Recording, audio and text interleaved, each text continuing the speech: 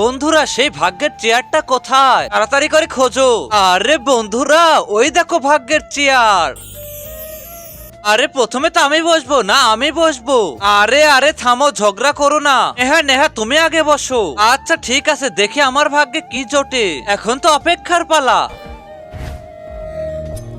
আরে আমি কমলা রঙের চাল দিয়ে কি করব?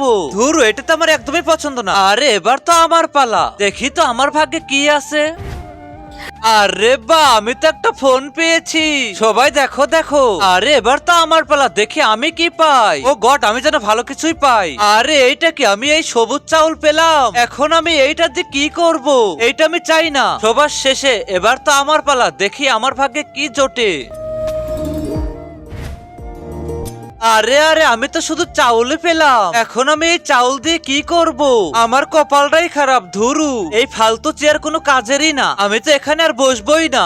আরে বন্ধুরা থামো, দেখো এই চাউল দিয়ে কি তৈরি হয়েছে। আরে আরে, এটা তো আমাদের দেশের জাতীয় পতাকা হয়ে গিয়েছে। সবাই দেশের পতাকাকে সম্মান প্রদর্শন করো, আর দেশকে ভালোবেসে থাকলে লাইক করে দাও।